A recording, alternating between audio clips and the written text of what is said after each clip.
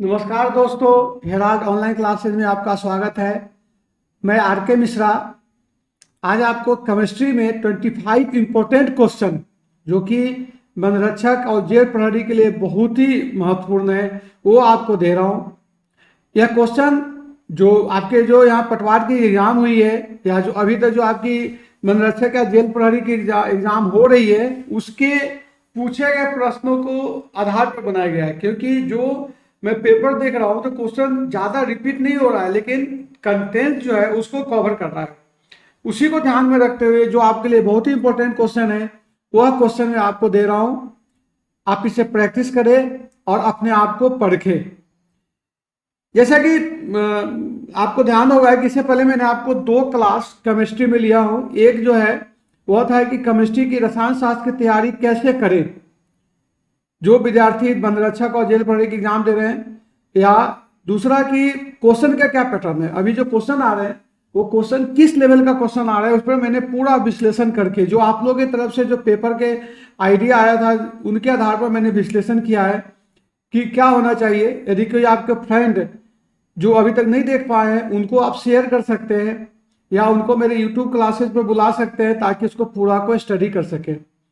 दूसरी क्लास में मैंने आपको जो आज जिसका कि आपको प्रैक्टिस करा रहा हूं उसका परमाणु संरचना एटॉमिक स्ट्रक्चर के बारे में वही कंटेंट्स आपको दिया है कि आप कम समय में याद कर सको और जिससे कि क्वेश्चन आते हैं।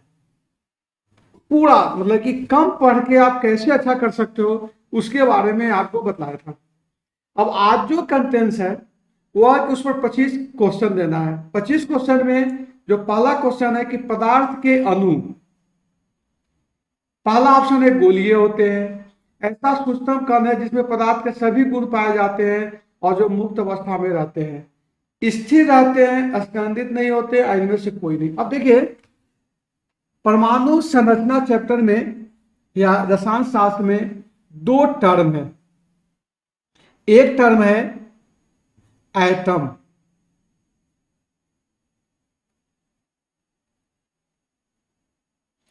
परमाणु।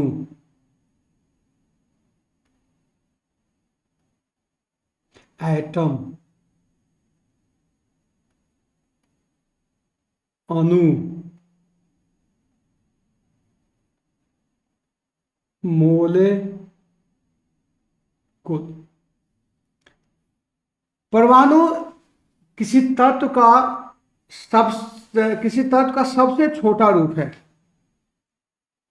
सबसे छोटा रूप भी बोलने में थोड़ा आजकल अटपटा लगता है क्योंकि परमाणु के अंदर भी बहुत सारे सब एटॉमिक पार्टिकल होते हैं, लेकिन फिर भी साधारण बात से बोल सकते हो कि परमाणु एक छोटा रूप है।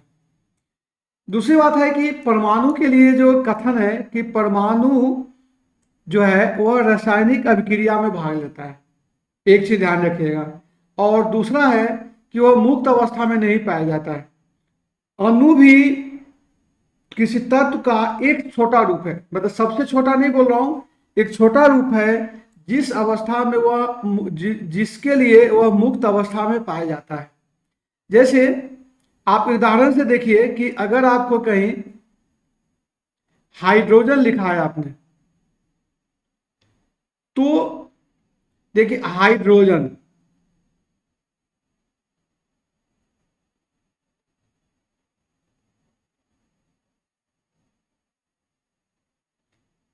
हाइड्रोजन को परमाणविक अवस्था H होता है और आणविक अवस्था H2 होता है।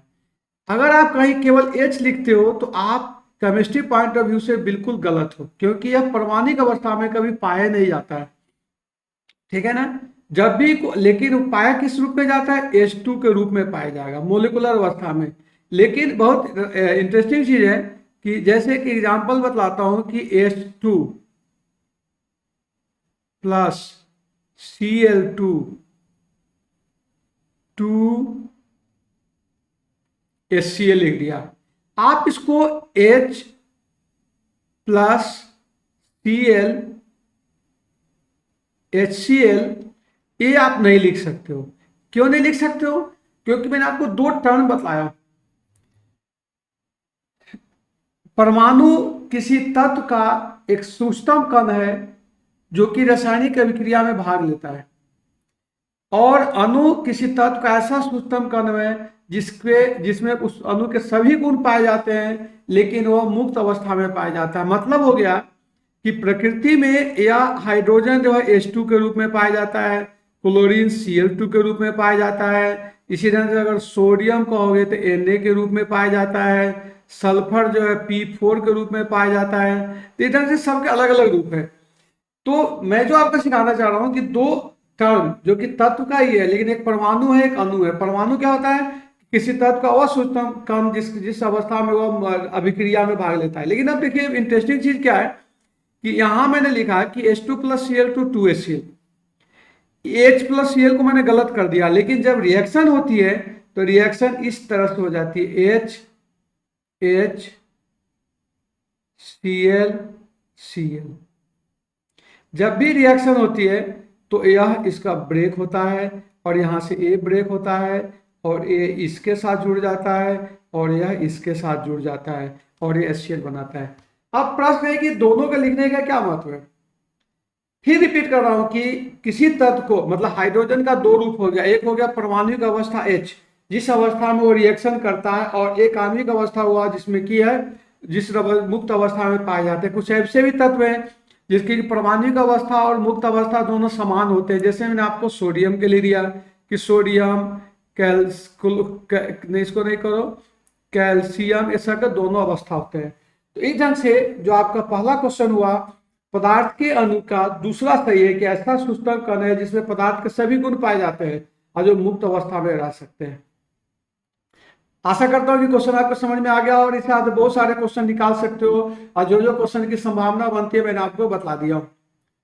नेक्स्ट इसी से मिलता जुलता क्वेश्चन देखिए, तत्व के ऐसे सूक्ष्म कण जो मुक्त अवस्था में भाग नहीं लेते हैं लेकिन सभी रासायनिक क्रिया में भाग लेते हैं, वह आपको क्या कहलाता है? परमाणु कहलाता है। अभी मैंने आपको समझाया हूं कि ये बहुत उदाहरण से समझाया H2 प्लस Cl2, और आशा करता हूं कि आप समझ में आ गया। तो एक चीज मैंने बताया, इससे आपको दो क्वेश्चन का निष्कर्ष निकल गया, दोनों क्वेश्चन आप कर सकते हो। नेक्स्ट क्वेश्चन है, ऐसे परमाणु जिनके परमाणु क्रमांक और परमाणु भार भिन्न होते हैं वो क्या कहलाते हैं? देखिए यहां एक टर्म है, मैं आपको आगे भी बतलाऊंगा कि वह है परमाणु क्रमांक।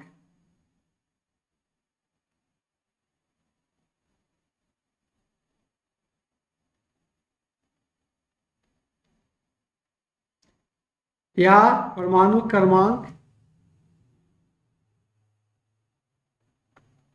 या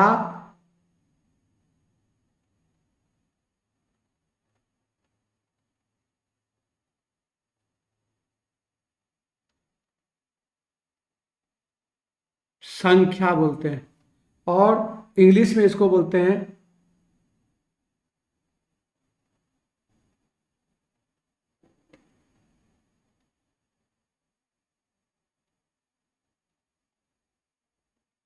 एटॉमिक नंबर। एक क्वेश्चन का कल भी मैंने आपको बताया था कि ऐसे तत्व जिनके परमाणु क्रमांक परमाणु भार भिन्न भिन्न होते हैं उसको हम समस्थानिक कहते हैं। तो इसका उत्तर हो जाएगा तीसरा, समस्थानिक। समस्थानिक का बहुत रोल है, क्योंकि समस्थानिक सारे मेडिकल ट्रीटमेंट में भी, इवन के कैंसर के इलाज में भी काम आता है। गैस का लीकेज हो जाए, मतलब बहुत लीकेज हो जाए वहां भी इसको पता कर, इधर से बहुत सारे यूज है जो कि मैं आपको दे चुका हूँ PDF के रूप में भी। कि हाइड्रोजन का ले लीजिए 1H1 1H2 1H3, यह तीनों हाइड्रोजन के समस्थानिक है। इसी ढंग से C12 6 C6 14, यह दोनों क्या है? कार्बन के समस्थानिक है। आगे समझ में समस्थानिक के बारे में। नेक्स्ट इसी से क्वेश्चन और निकला हुआ है कि समस्थानिक में क्या होता है कि किसकी संख्या समान होती है। जैसे मैंने आपको बताया था कि प्रोटॉन की संख्या समान होती है, क्योंकि आप अगर किसी का देखोगे तो न्यूट्रॉन, जैसे इसी में देख लो कि कार्बन का मैं दोबारा एग्जांपल लेता हूं C612 और C614। इस केस में देख लीजिए कि प्रोटॉन 6 हो गया और न्यूट्रॉन भी 6 हो गया। और यहाँ देख लीजिए कि प्रोटॉन जो है वह 6 है और न्यूट्रॉन जो है वह 8 है, तब 14 हो रहा है। तो यहाँ क्लियर दिख रहा है आपको कि इसमें क्या हो रहा है कि प्रोटॉन की संख्या तो समान होती है लेकिन न्यूट्रॉन की संख्या अलग है। तो आपके यहाँ से 2 क्वेश्चन आ रहे हैं। समस्थानिक जो अभी जो एग्जाम हो रही है आपको, उसके लिए बहुत इंपॉर्टेंट कंटेंट्स है दोस्तों, इसको आप ध्यान से सुनेंगे कि समस्थानिक से एक तो आपको परिभाषा आ रहा है, दूसरा समस्थानिक का उपयोग आएगा, और तीसरा है कि जैसे क्वेश्चन हो गया है कि समस्थानिक परमाणुओं में किसकी संख्या समान होती है। इस उदाहरण से आप समझ गए होंगे कि इसका प्रोटॉन की संख्या तो दोनों में समान है, देखिए ए और ए, लेकिन न्यूट्रॉन की संख्या जो है वह अलग अलग है। देख रहे हैं, यहाँ न्यूट्रॉन 6 है और यहाँ न्यूट्रॉन 1 है। नेक्स्ट क्वेश्चन है, यह देखिए फिर आपका आ गया कि समस्थानिक C4 संबंध है किससे? फॉसिल के आयु निर्धारण के लिए, ठीक है ना। फॉसिल के आयु निर्धारण के लिए जैसे कि कोई अगर बहुत सारे जीवाश्म जो मिलते हैं खुदाई के दौरान तो कितने साल पुराने हो उसके हम C14 से निकालते हैं। क्यों? क्योंकि C14 किसी भी जो पदार्थ है वो उसमें एक निश्चित मात्रा फिक्स होता है और धीरे धीरे डिक्रीज हो जाते हैं। तो उसका हाफ लाइफ पीरियड या इसका मैथमेटिकल कैलकुलेशन उसके आधार पर निकाल सकते हैं कि कितने 100 साल पुराने हैं। इसी रंग से कैंसर के लिए कोबाल्ट का यूज होता है, कोबाल्ट 60, तो आप इस सब को ध्यान रखेंगे, और होगा तो मैं आपको अलग से दे दूंगा।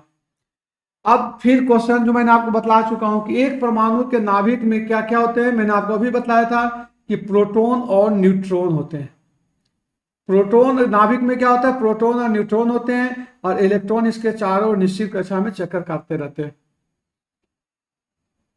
नेक्स्ट क्वेश्चन, हीलियम के नाभिक में क्या होता है? देखिए दोस्तों, हीलियम में 2 और 4 है, मतलब हो गया कि इसमें प्रोटॉन कितने, 2 प्रोटॉन है, प्रोटॉन 2, इलेक्ट्रॉन 2 और न्यूट्रॉन भी 2 होते हैं। तो यहां केवल एक हीलियम के नाभिक में क्या होता है, 2 प्रोटॉन और 2 न्यूट्रॉन होते हैं। ये आपका सही आंसर हो जाएगा हीलियम के केस में। शायद यहाँ गलत लिखा गया है, इसको आप नजरअंदाज कर देंगे, केवल 2 प्रोटॉन नहीं होते, क्योंकि 2 प्रोटॉन और 2 न्यूट्रॉन, हीलियम के नाभिक में हाँ 2 प्रोटॉन और 2 न्यूट्रॉन होते हैं। नेक्स्ट क्वेश्चन है, परमाणु बने होते हैं। अब देखिए, इलेक्ट्रॉन एवं नाभिकों को, सही बात है, क्योंकि नाभिक के अंदर इलेक्ट्रॉन, प्रोटॉन और न्यूट्रॉन होते हैं और इलेक्ट्रॉन इसके चारों ओर चक्कर काटते रहते हैं। तो इसलिए मोटा मोटी तौर पर, हालांकि इसके अंदर और भी सब एटॉमिक पार्टिकल होते हैं, लेकिन मोटा मोटी तौर पर आप बोल सकते हो ऑप्शन के आधार पर कि परमाणु जो होते हैं इलेक्ट्रॉन और नाभिकों के बने होते हैं। नाभिक का आकार, ए शायद यहाँ लिखने में गलती हो गया है, हो सकता है कंप्यूटराइज नहीं होगा, 10⁻⁻5 मीटर है, ध्यान रखिएगा, ये भी क्वेश्चन आए हुए हैं। नेक्स्ट है, किसी तत्व का रासायनिक गुण किस पर निर्भर करता है, परमाणु संख्या पर, क्योंकि परमाणु संख्या जो होता है, किसी उदासीन परमाणु का परमाणु संख्या जो होता है इलेक्ट्रॉन की संख्या और प्रोटॉन की संख्या। अब जैसे सिंपल एग्जांपल बताता हूं कि सोडियम का ले लीजिए, ए है नाभिक, इसके चारों ओर से इसमें 2 इलेक्ट्रॉन है, उसके बाद यहां इसका जो है 8 इलेक्ट्रॉन है, 2 4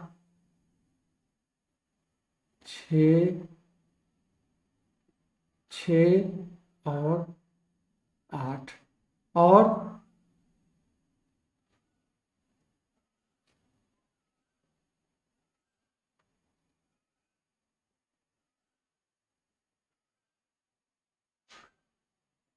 यहां 1 इलेक्ट्रॉन है। तो क्वेश्चन का मतलब है किसी तत्व के किस पर निर्भर करते हैं। देखिए, किसी भी रासायनिक अभिक्रिया जो होता है वो इलेक्ट्रॉन के द्वारा होता है, मतलब इलेक्ट्रॉन का आदान प्रदान होता है। इसलिए अच्छा, इलेक्ट्रॉन क्या है, परमाणु संख्या के बराबर, उदासीन परमाणु संख्या के बराबर होता है। इसीलिए क्वेश्चन के ऑप्शन के आधार पर परमाणु संख्या हो गया कि इससे जितने सारे इलेक्ट्रॉन होंगे उसके आधार पर रासायनिक अभिक्रिया होगी। नेक्स्ट क्वेश्चन, किसी तत्व में परमाणु संख्या 35 है और 18 इलेक्ट्रॉन है, तो उस तत्व के प्रोटॉन की संख्या ज्ञात करें। आपको ध्यान होगा कि परमाणु संख्या को जेड से निरूपित करते हैं, तो जेड बराबर है 35। देखिए कैलकुलेशन, ई बराबर है 18 और चूंकि तत्व उदासीन है तो ई बराबर 18 हो गया, तो पी बराबर ही 18 हो जाएगा। चूंकि Z is equal to N plus P, अब देख लीजिए 35 बराबर है एन प्लस 18, तो यहां भी आंसर गलत हो गया है। इसका आंसर जो होगा कि एन इज इक्वल टू देख लीजिए 17 होगा, ए होगा, है ना, क्योंकि याद है 36 होगा तब उत्तर होता। इस ढंग से आप क्वेश्चन को हल कर सकते हैं। नेक्स्ट क्वेश्चन है कि जैसे मैंने आपको कहा लिक्विड में से कौन सा मौलिक कण नहीं है। कल ही मैंने आपको बताया था कि किसी तत्व का जो मौलिक कण इलेक्ट्रॉन, प्रोटॉन और न्यूट्रॉन है, तो देखिए इलेक्ट्रॉन, प्रोटॉन, न्यूट्रॉन, फोटोन इसका मौलिक कण नहीं है, तो ये आपका इसका उत्तर हो गया। इसमें प्रोटॉन, न्यूट्रॉन, पॉजिट्रॉन ऐसा जो होते हैं, और लेकिन आपको कल एक ही लाइन ध्यान रखना है, मैं इसका डायग्राम भी दे दिया हूं, पीडीएफ दे दिया हूं कि इलेक्ट्रॉन, प्रोटॉन और न्यूट्रॉन किसी तत्व के मौलिक कण हैं। नेक्स्ट देखिए, नाभिक में प्रोटॉन और न्यूट्रॉन की कुल संख्या को क्या बोलते हैं? द्रव्यमान संख्या बोलते हैं। अभी मैंने बताया है कि Z is equal to electron is equal to proton, और इसको atomic M is equal to होता है न्यूट्रॉन प्लस प्रोटॉन। तो द्रव्यमान संख्या मतलब ये हो गया, आपको द्रव्यमान संख्या को बोला जाता है मास नंबर, ठीक है ना। तो इसमें क्या होगा, द्रव्यमान संख्या समान है। नेक्स्ट क्वेश्चन देखिए, किसी तत्व में द्रव्यमान संख्या किससे संबंधित है? फिर क्वेश्चन रिपीट हो रहा है, द्रव्यमान संख्या प्रोटॉन और न्यूट्रॉन से संबंधित है। जैसे क्वेश्चन एक दो जगह टर्म इसलिए रिपीट हो रहा है कि क्वेश्चन आए हुए क्वेश्चन है और आपके एग्जाम में मतलब जो आप एग्जाम दे रहे हो उस पर आधारित क्वेश्चन है, इसलिए मेरा प्रयास था कि हर ढंग से क्वेश्चन को घुमा दूंगा। दूसरी बात है कि क्वेश्चन इसी तरह से क्वेश्चन आ रहे हैं, फिक्स है क्वेश्चन, तो आप इसको कैलकुलेट करके कर सकते हो क्वेश्चन का हल। अब देखिए फिर इसका द्रव्यमान संख्या निकालना है। आपको मालूम है कि ए इज इक्वल टू होता है एन प्लस पी। यहां एन कितना है 19 प्लस 20 इज इक्वल टू 39, तो ए है उसका उत्तर। क्लोराइड आयन के इलेक्ट्रॉनिक विन्यास क्या होगा? बहुत इंपॉर्टेंट क्वेश्चन है। देखिए सबसे पहले आप क्लोरीन को देखिए, क्लोरीन का एटॉमिक नंबर 17 है और इसका इलेक्ट्रॉनिक कन्फिगरेशन हो जाएगा 2, 8 और 7, क्योंकि आप मालूम है कि K में 2 इलेक्ट्रॉन होता है, L में 8 इलेक्ट्रॉन होते हैं और M में भी 8 या 18 इलेक्ट्रॉन होते हैं, लेकिन यहाँ 7 ही इलेक्ट्रॉन है।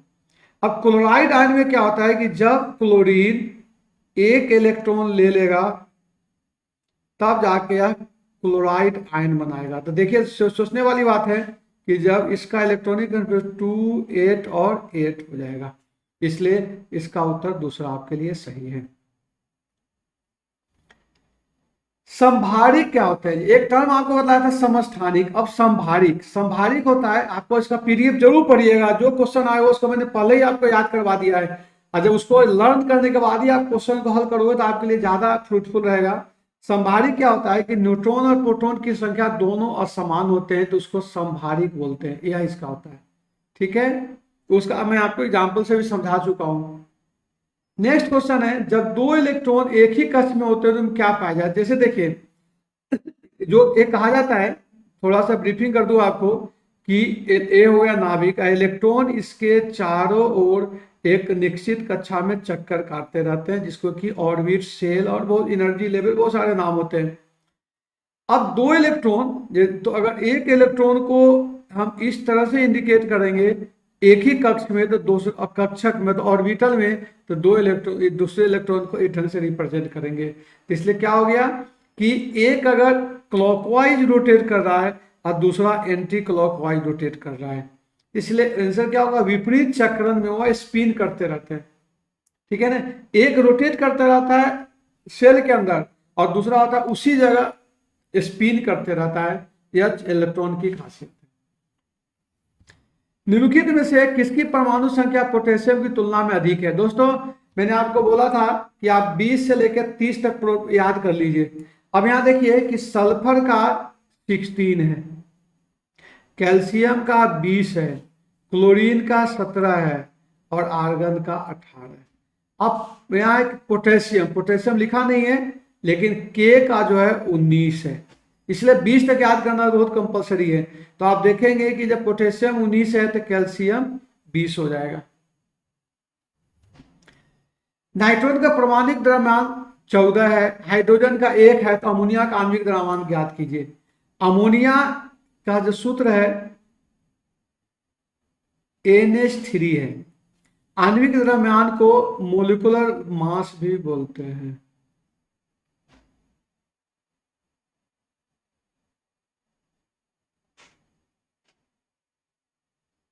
तो यह हो गया 14 + 3 17, इसका आणविक द्रव्यमान 17। क्लोराइड आयन की संयोजकता इलेक्ट्रॉन ज्ञात कीजिए। अब देखिए किसी तत्व के या किसी भी, हाँ तो तत्व भी बोल सकते हो कि बाह्य कक्ष में जो उपस्थित इलेक्ट्रॉन होते हैं उसको हम वैलेंस इलेक्ट्रॉन कहते हैं। जैसे सोडियम 281, तो यह इसका वैलेंस इलेक्ट्रॉन है। वैलेंस इलेक्ट्रॉन ही रासायनिक अभिक्रिया में भाग लेता है। अब रहा कि क्लोराइड आयन में, जैसे मैंने आपको बताया था कि Cl- जो हो जाता है वह हो जाता है 2, 8 और 8 होता है। तो क्लोराइड आयन के बाह्य कक्षा में कितने इलेक्ट्रॉन हो गए, देख लीजिए। यह हो गया क्लोराइड आयन के बाह्य कक्षा में इलेक्ट्रॉन। तो आपका उत्तर क्या हो गया, ये हो गया। सोडियम के इलेक्ट्रॉनिक विनाश, सोडियम के इलेक्ट्रॉनिक विनाश में लगातार आपको समझा रहा हूं, संयोग से इतना इंपॉर्टेंट क्वेश्चन है कि ज्यादातर उदाहरण भी यही आते हैं। मैंने आपको बताया सोडियम का परमाणु संख्या क्या है, 11 है। पहला कक्षा में 2 इलेक्ट्रॉन, जिसको आपको बताया था के, दूसरा में होगा L और तीसरा हो गया M। M में A1 इलेक्ट्रॉन है। यह इसका, अब इसे क्वेश्चन 2-3 रंग से पूछ सकते हैं। पहला हो गया कि इलेक्ट्रॉनिक विन्यास पूछा, दूसरा है कि इसका संयोजी इलेक्ट्रॉन क्या है, 1 है। कोर इलेक्ट्रॉन बोलते हैं बाकी इलेक्ट्रॉन को, कोर इलेक्ट्रॉन कितने होंगे, 10 हो गए। तो 3 क्वेश्चन आपसे आएंगे। और भी केमिकल बॉन्डिंग में इसमें बहुत सारे क्वेश्चन आते हैं, जैसे जैसे होगा मैं आपको बताते रहूंगा। नेक्स्ट है, निम्नलिखित में से कौन सा कथन परमाणु के बारे में सही नहीं है? ध्यान दीजिए, सही नहीं है। दो तत्वों के परमाणु संख्या समान होते हैं, यही क्वेश्चन गलत है, क्योंकि परमाणु संख्या, दो तत्वों के परमाणु क्रमांक इसको कहो हमेशा अलग अलग होते हैं, किसी दो तत्व का एक नहीं हो पाता है। जैसे कैल्शियम और पोटेशियम है तो दोनों एक 19-20 है, कोई ऐसा तत्व आपको नहीं मिलेगा, इसलिए उसका उत्तर 23 का पहला होगा। किसकी परमाणुविकता, जैसे अभी बताया था कि क्लोरीन है,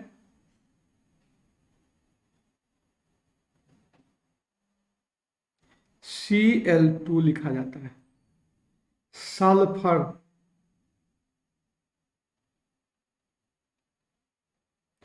S8 लिखा जाता है।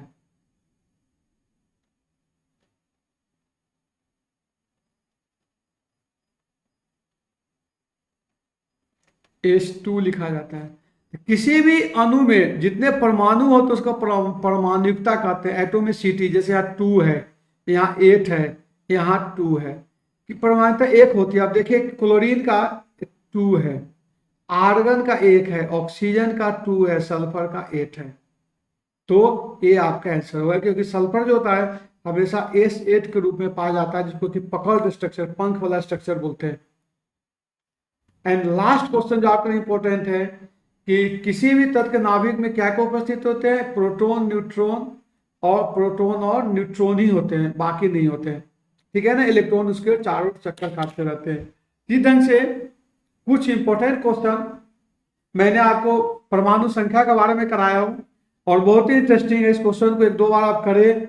यदि आपको अच्छा लगे तो दोस्तों में भी शेयर करें, कर भला तो हो भला। जितने दोस्तों को आप शेयर करेंगे, अगर उनका करियर बन जाएगा तो आपके प्रति एहसानमंद रहेंगे कि इन्होंने मुझे बताया, और आपको कुछ नहीं जा रहा है, बस फॉरवर्ड करना है आपको। फॉरवर्ड करेंगे, दूसरे दोस्तों को फायदा होगा। आशा करता हूँ ये वीडियो आपको बहुत पसंद होगी।